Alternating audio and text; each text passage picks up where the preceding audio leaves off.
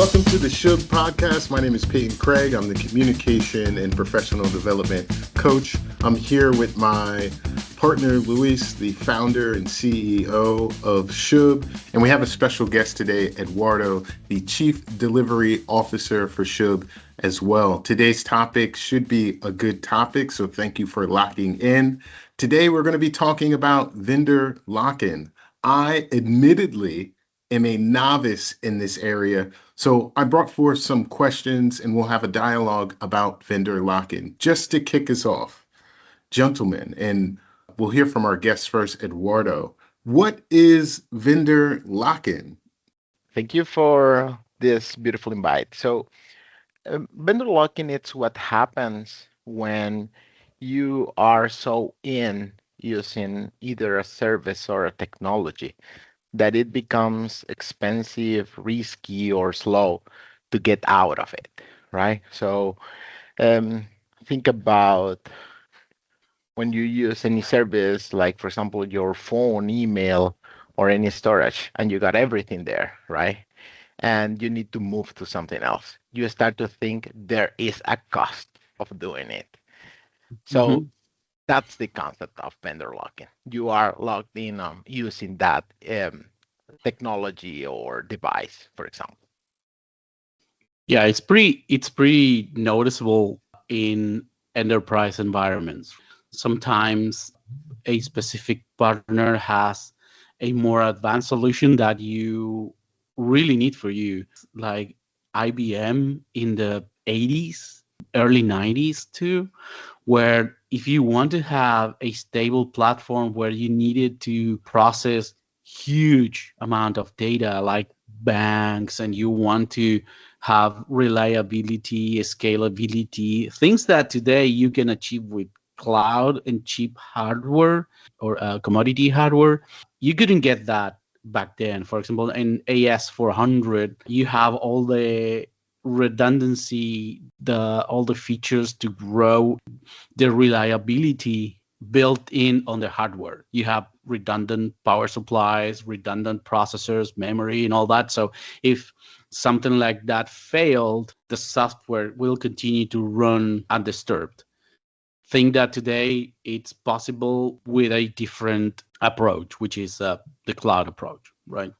So if you wanted that, you had to go to something like IBM, and you couldn't leave easily that ecosystem. You were locked in because moving to that was costly, risky, and you will lose features.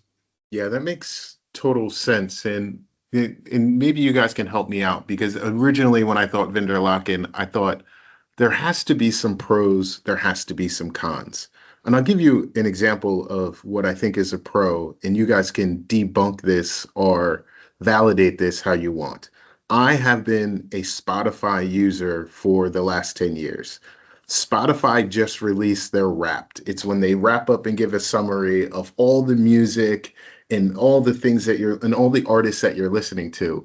And it really excites me because I've been such a long-term user, I have all my playlists and all these things organized. And it's like a beautiful like summary of my listening history throughout a decade.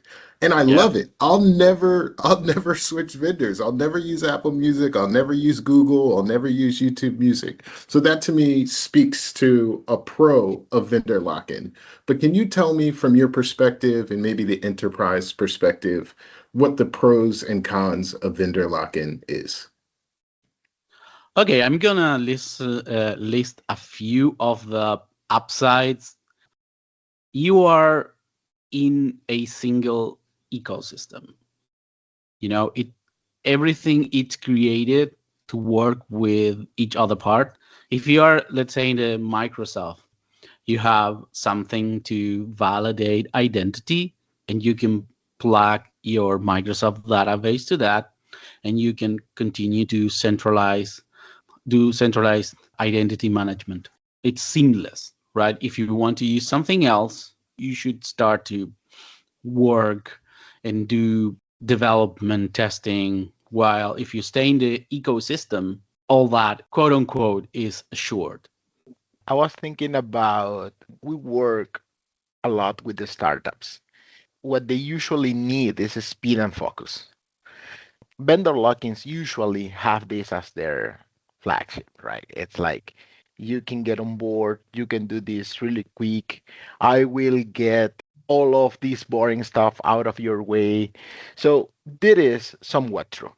Okay, when you are in the business of making a solution, you don't need to be thinking about everything, and having the opportunity, letting that vendor lock-in issue for your future self, it's okay. So Yeah. this is like one of the best pros I can think of, and the second one, it's close to what Luis said. Like you even can make good deals when you are with a good lock-in, you keep using what your vendor it's calling performance improvements, Mhm. features, stuff, and you build upon that in a good way and doing good deals. Of course, you are getting deeper, and maybe that will allow us to talk about the cons of doing all this. But if you think about this first phase of your Mhm. startup business, this is perfectly fine. That's a very good point because it allows you to jumpstart. You chose a vendor and you say they give me quick access to the basic features I need. And yes, I'm committing to this vendor. Therefore, I'm locking in. But sometimes there are vendors that work very, very hard, especially when there is competition, right? That work really hard to keep providing a good service. They want to lock you in with features. So they give you AWS is a good example of that, right? Amazon Amazon Web Services. They give you features that you don't have in Google Cloud. Therefore, many companies are locked in into Amazon because they don't have this feature that I really like that solves me a business problem. Those are also some things that are very important for a company. The feature list that logging in to a specific vendor will give you. I want to add something that it's the vendorless fantasy, right? So people tend to think like, don't look in like if it is 100% possible. And truth is, it is not. So It is not. it's better for you to be aware of it and do it with a strategic mindset. Mhm. So if it's not avoidable and like a vendorless environment or a vendorless build is not possible, can you talk about like what business leaders should be aware of, what problems they may encounter as they continue to build? Yes, I can give you two companies that are very aggressive with their clients.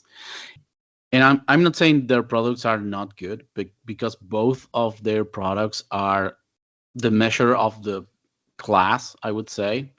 Everyone compares to them, especially Oracle. Oracle is the enterprise database for the longest time. Since I've been working in IT since I'm 17, that is 30 years ago, and Oracle was big even then. And their products were they were the class of the field. Everyone compared to Oracle. When you are locked into a vendor like that, your bargaining power is highly diminished. You cannot bargain with them. This is what we offer you. You take it, or you do a very expensive migration out of us, or you lose this and that feature that you are already locked into.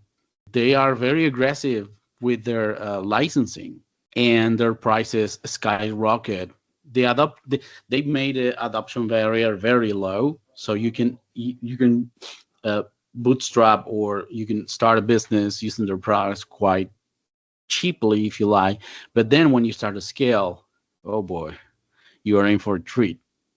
I was thinking it's not about avoiding, it's about having a good trade-off between speed and your ability to move if you need, which we could call like a good enough portability. Again, if you try to think about the zero lock-in, it's like it's like thinking about a 100% uptime, right? It's you are pushing really hard. And what you need to know is like you need to have this not only confidence but self-understanding of your business about how much time would you need, for example, if you need to move. Sometimes you are in a business that you say like, I don't need, if I need to break this lock-in, I don't need to do it overnight. I I can do it this in 6 months, 12 months, right? So, and that is good enough for me. So it's not about breaking it, but being aware of how much you got. And if you need to move, how portable is what you got and how much time would you need to move to something different? Because again, something that I believe it's important here to understand is like this locking can happen in different areas. It could be something technical, as Luis has explained already. We can also have organizational stuff, like you have all your team focused on using sort of technologies or tools, or even you can have contractual lock-ins, like you have Mhm. a 2-year contract to finish something. So here it's all about awareness and knowing that this is how you can do this IT strategy as well. Yeah, Yeah, that makes a lot of sense. I had a question about that, Eduardo. Like, you're talking about awareness, you're talking about if it makes business sense. You've also mentioned like the technical component and the timeline you have if you're going to do a migration or break a vendor lock-in. Who's, in your experience, who's normally making the decisions of whether to stay or whether to switch? Is it a technical decision or is it a business incision? And who's more informed there? Great question. And I would say, like, I need to hold to my experience here. And I have to say, it is different depending of the size of the company. As the company is bigger, like you see, like some corporations, that is ahead of technology, that it's like the main decision maker here, and it will be in this way. But he just need to prepare and design how it's going to communicate this to, let's say, to the higher part of the company and to his team. Now, when you think about smaller startups, sometimes it's a founder that got great deal with a company, a provider, and says like, you know what, we're gonna switch our product to do this, and maybe it's the right business decision, but it put like up running all the technical team to make it work, right?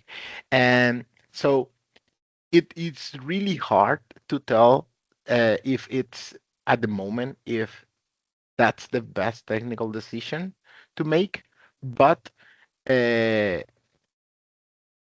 the context of the market and the context of this type of business is so tough that you definitely let the business lead. sometimes the business logic dictates directions that lead to ruling out possibilities to not to get locked in. We forgot to mention of the cons of choosing a vendor is that when you are locked into an ecosystem and you need a feature that's not in that ecosystem, you're on your own. You have to do it by yourself. In some cases, it's not a problem. Some cases make things impossible. Edu, you have a thought? Yeah, because we were talking about the company itself, right? The stand of the company of to make this. But there is something that it's a bit outside of the company that is if they are regulated or not, right? And this is a huge game changer. We know, for example, Europe has data privacy um, policies and laws that enforce in a very different way that works in the US, for example. So that is something that it's coming even outside of any tech decision to say we need to do this in this way because we need to be compliant. with this. And at the same time, for example, there is people that is doing um, business with the government in the US, and there is almost a single provider that can provide services for FedRAMP ready stuff in the US, right? So the point here is even in companies that are mature, there are things that are coming from the regulations that will be a request or a compliant requirement specific for the technology team as well. So if I can like try and summarize and also ask a follow-up question based off of what you two said, I wrote down a note here like, is switching a vendor down the road a mistake? Also, it sounds like it's normalized to be locked in and then later down the road decide to switch a vendor because they provide a benefit like cost or a feature or application that doesn't exist in your original vendor. If it's so normalized in the industry to switch vendors to be aware of lock-in, do you see companies or organizations building simultaneously with two different competitors? Am I naive in thinking that you can plan for and build the inevitable switching of vendors into your business plan, into your tech stack? Is that a possibility or no? We can talk for hours about this. The thing is, I'm going to try to give you some examples again that might either force you to move to a different vendor or force you to stay in a vendor, or both. Or, because, for example, let's say that you start to work with the US Department of Defense, right? They are kind of security aware. Would you say? Would you agree with me? Security is something that they kind of care about a little bit. Sure. Sometimes, maybe, perhaps. And so if you have to work with them, you have to certify FedRAMP, right? Which is a very hard thing to do. And for example, if you go to Google and you use Google for a lot of your, Google Docs and all that kind of stuff, your Google email and all that, the last time we checked, or the last time I was aware of, Google was not FedRAMP certified, right? So you have to go to Microsoft, which is FedRAMP certified. That means that going with Microsoft will save you from a lot of work, a lot of pain and suffering. You say, I use Microsoft. And they say, okay, they might ask you to activate some service option or some feature of the Microsoft ecosystem that you are not using, or they might ask you, okay, you need to deploy or you need to modify this part of your deployment like that to be compliant. But you're still in the ecosystem, right? And again, let's say that you're using, you have a sorry, let's say that you are you start to work with the European Union, right? And you are using a small provider of XYZ technology that has all the all their information. One second. They say they have all the infrastructure in the US, and you're going to have information from European citizens, and the GDPR would ask you to have all the information about European citizens in servers that are physically located in Europe. So you might have to move out from that from that service or that provider out and into some other provider, right? Sometimes providers lock features out behind paywalls. Sometimes they price, like I said, they price some features very cheap, some features very expensive, and for example, or this is also very common. Let's say that you have a startup and you get approached. You are a AWS shop, right? You have a startup. You go to a conference.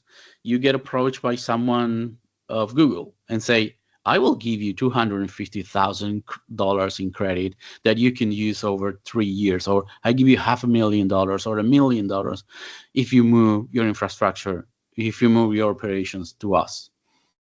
Knowing that in the future, if your startup grows, you will end up spending $50K a month. Those are some of the possible reasons that I find that you might want to move out down the line from a provider or another.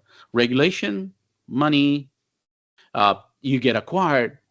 If you get acquired, you might have to move your infrastructure to one vendor to the other. Edu, can you think of other Yep. good No, examples? now I was thinking a bit uh, when Peyton was talking about strategy, right? I think there is like a simple thing everyone should think. That is what I'm doing here, it's core to my business or it's a non-core activity need system for my business. Because it is really important that let's clear like you are in the first phase just validating, right? Now you are much more thinking when you're in this strategy phase, you are much more like in maturing as a company or you are already a corporation, right? So you don't want to build lock-ins in core things because that might be your competitive advantage. Imagine someone that is like in e-commerce doing pricing algorithms in third party. It's like it's the secret sauce. They shouldn't push for anything that could resemble a lock-in in this core type of activities. Now, you are having emails, I don't know, HR management, CRM. Yeah, You can switch. You can switch anytime. It will be painful, of course. That there is always the pain of moving something that it's working. But this simple question, it's usually a good guideline. It's like, okay, I am getting this lock-in in this whatever thing I have in front of me. Is this core to my business? If the answer is no, you can move forward. Like, don't waste any time. Now, if it is something that it's core to your business, you need to think, okay, a bit of what we were talking about. How much portable is it? If I need to go, how would it look like? Yeah, it seems like you really need to strategize here to make an informed decision and think about timelines. And I love what you said there around core or not core part of the business and how that impacts decisions. Gentlemen, we're coming towards our close of our timeline. I'm wondering if there is anything else that has been unsaid or you want to make sure that our users, our listeners out there take home. Are there any additional takeaways? If not, we'll wrap up. But just curious, Eduardo or Luis, if you have any additional things to say here that were unsaid. if I would have Uh, to wrap up, I would say that vendor locking is not desirable, but it's not. Sometimes it's a necessary evil, and sometimes it's not even an evil, right? It's not great to be locked in, but if you do it, being conscious of what are you walking into, it's fine. It's fine. And if you have a partner that can break you out from that locking, like us, like Schub, that's even better. Awesome. yeah, I, I I think I can't make any better than that. I have to be honest. But with my final thought, I guess it's like risk, right? It could be an opportunity as well. We have seen companies that were without vendor lock-in, keep the vendor lock-in for longer and suffering it, right? And we have been involved in projects where we broke vendor lock-ins, right? And we were able to even take um, positive cash flows to the companies. Like they were having this amount of payment on a cloud provider. They moved, as Luis said, with a good Mm.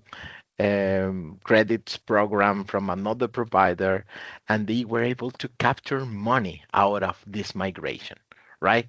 So this is not rocket science. It is hard work. It requires a lot of professionals and people who really know on this line, but you need to understand where you are at. So that is, if I need to close with the concept, I will get back to the awareness, like what is your stage as a company, what is this lock-in that you are creating, and making sure that you are surrounded with the people that can get you out of it anytime. Thank you for listening to Schub's podcast. If you have any questions or comments, feel free to email us at contact@schub.cloud or via LinkedIn. Be sure to visit our blog, schub.cloud/blog, where we have an extensive library of articles covering cloud, AI, cybersecurity, and many other topics. You will find all the relevant links in the show notes. Until next time.